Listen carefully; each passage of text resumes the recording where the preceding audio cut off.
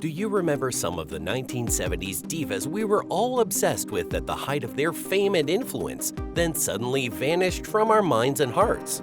What if we tell you that so many of them have passed away without you even realizing it? Here are 8 1970s divas who passed away without us realizing it.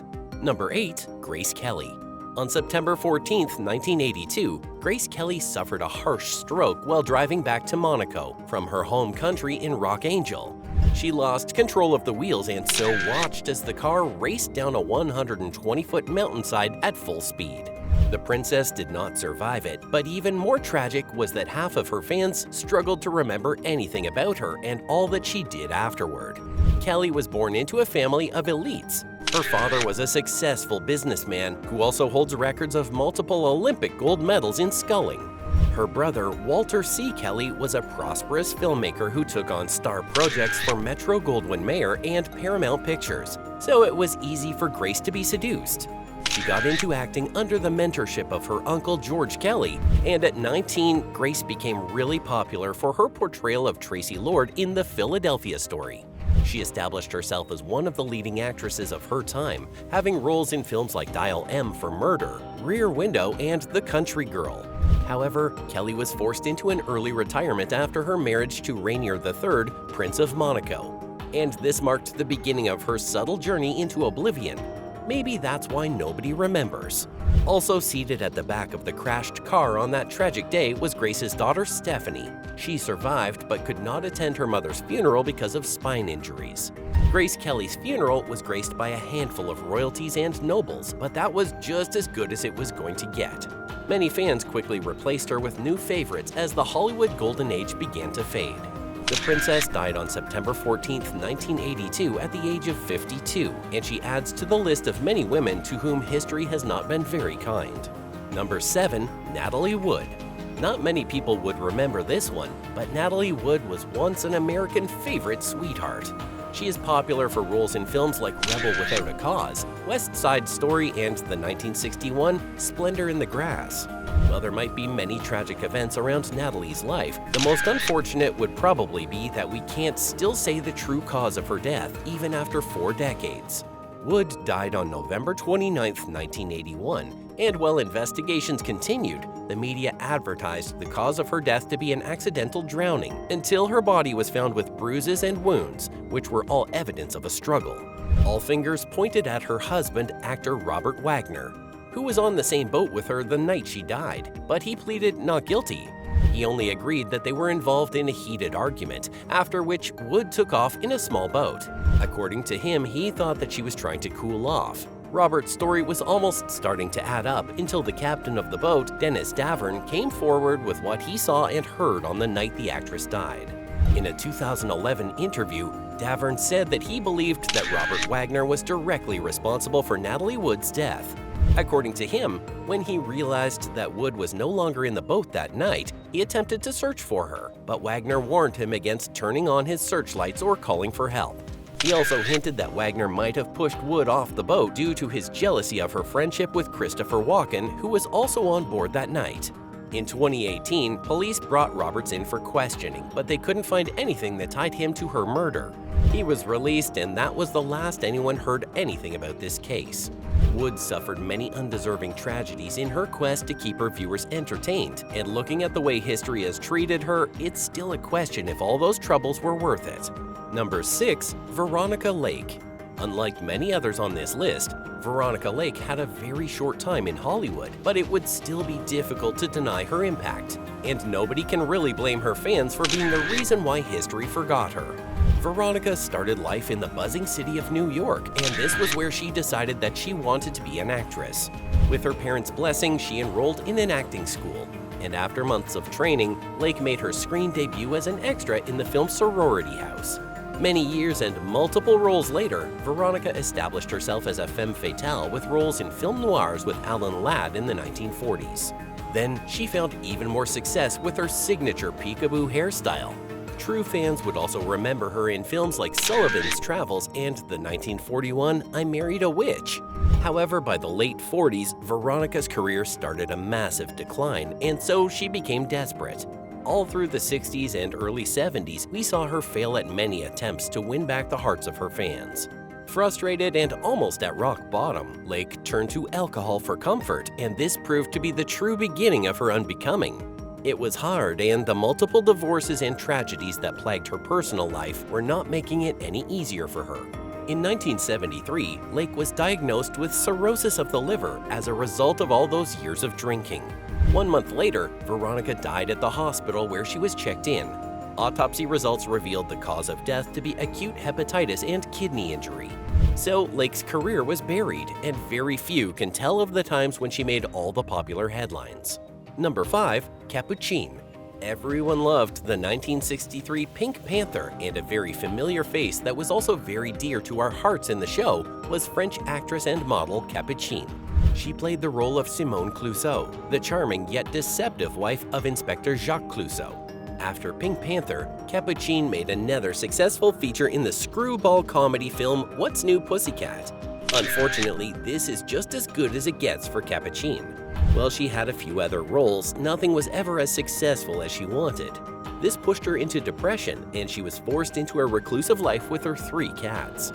Neighbors reported that she never left her room until the day she died. Capucine reportedly suffered from a mental illness, and there were no records of proper medical care or attention. Again, this was a part of it. Many producers also came out to say that the actress always argued that her beauty was her biggest curse. She was never allowed to play the roles she wanted, as show executives always wanted her in roles that only showcased her beauty. And so, this was another actress who dealt with the harshest realities of the industry. Number 4. Inger Stevens. Inger Stevens is another Oscar award-winning Swedish actress who was punished to her death for choosing to serve the industry of her dreams. She had her most notable role in the 1963 television series The Farmer's Daughter, for which she won a Golden Globe Award. You might also remember her in films like Hang 'em High and The Flesh and the Devil. Inger, sadly, had always been familiar with pain and loneliness. Her mother abandoned her as a child, escaping only with her younger brother. She was left in her father's care, but he too didn't want her. So she was sent down to her aunt, who lived on an island in Stockholm. After her 18th birthday, Stevens just couldn't take it anymore. She packed her bags and, like her mother, she escaped to Kansas City, where she took employment as a chorus girl, and this would open the window to show business. Things were smooth afterward, and it seemed like the best decision she had ever made, until she wanted to marry a man that a majority of her executives didn't like. Stevens was exposed to have been in a secret, intimate relationship with African-American actor Ike Jones, and it is widely believed that they tied the knot before she killed herself. This was too much pressure. It was so hard for them to express their love due to racial tensions that existed at the time, and all of it contributed to the many weights that dragged Inger Stevens down to the grave. On April 30th, 1970, Stevens' roommate discovered her lifeless body on the kitchen floor in her Hollywood Hills home. She was still breathing at the time, but before the ambulance could get her to the hospital, Inger lost the fight. Nurses found a bandage above her chin, which revealed small amounts of fresh blood from a cut that appeared to have been a few hours old. It was analyzed, and medical reports revealed that she died of acute barbiturate poisoning. Her death was eventually ruled off as a suicide, and not very many people still hold dear memories of this incredibly talented actress. Number 3. Loretta Lynn. Might just be the only entry in today's list without a tragic ending, and the only reason Loretta Lynn is here is because many people still argue that she's not dead. Loretta Lynn found roots in abject poverty in rural Appalachia, United States. It was a constant struggle to put food on the table every day, and so her parents had to give her out in marriage at the young age of 15. A few years later, Lynn was a mother of 6. To cope with her frustrations, she embraced music. She started teaching herself how to play the guitar in the late 50s, and somewhere in between, she also began writing and recording her own songs. Her big break came in 1960 with the release of her first single, I'm a Honky Tonk Girl. And this was how she was signed to her first record label. By the late 60s and early 70s, Lynn's voice had become an inevitable sensation in the country music industry, and fans most appreciated the honesty that came with the lyrics of her song. She cemented her status as a generational voice with hits like Coal Miner's Daughter, You Ain't Woman Enough, and The Pill. Loretta had changed her life with music, and she was recognized with multiple awards and recommendations. On October 4, 2022, Lynn died in her sleep following complications from a broken hip. Her death was attributed to natural causes, and she was buried 3 days later on her Hurricane Mills ranch.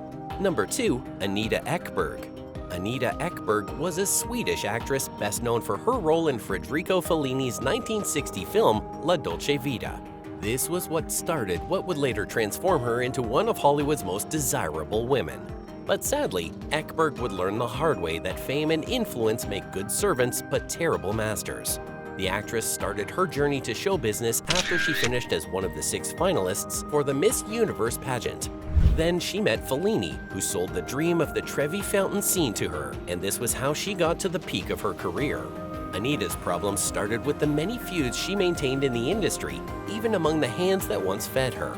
She publicly questioned all rumors about Fellini being the reason she became popular, and many people just thought that she was becoming rude and proud. Tragedy came with the fading of the Hollywood Golden Age, and Anita watched her once glorious career forced into a downward spiral. To make matters worse, thieves broke into her house in 1977 and made away with every precious thing they could find. 2 years later, the actress suffered hip injuries after she was knocked down by one of her pet Great Danes. Then, months later, a fire accident would burn down her house to ashes. Ekberg was devastated and forced to plead for alms. The actress separated herself from the world afterward, and it is believed that she spent the last years of her life fighting depression from her wheelchair. She died on the 11th of January 2015 at the age of 83. Number 1. Janet Leigh. The name Janet Leigh rarely rings a bell in today's world, but back in her heyday, she was an extremely talented and influential actress. Leigh gained prominence after her iconic role in the 1960 Alfred Hitchcock's Psycho. The infamous shower scene stamped her name in cinema history, earning her a Golden Globe Award and an Academy Award for Best Supporting Actress. With all of this, it was easy to assume that Janet had earned herself a permanent spot in the industry, but this proved to be largely untrue. Towards the later years of her life, Leigh tried to slow down in her career, and she was surprised at how quickly she was forgotten. To maintain relevance, the actress accepted minor projects on television, and this was also when she started writing her books. Unfortunately, it was already too late. Janet knew it was time to take a bow, and while she never officially announced her retirement, by the early 2000s she had severed all ties with the industry. The next big news on her, unfortunately, was her death. She passed away on October 3, 2004 in Beverly Hills, California at the age of 77. The cause of her death was announced to be an inflammation of the blood vessels. Beyond her work on the screen, many people might also remember the actress for her high-profile romance with fellow actor Tony Curtis. We saw them become one of the most glamorous couples in the industry, but unfortunately, their marriage ended after they shared a decade. That's it. If you enjoyed this video, be sure to check out our other videos of beautiful actresses from the yesteryears. As always, thanks for watching.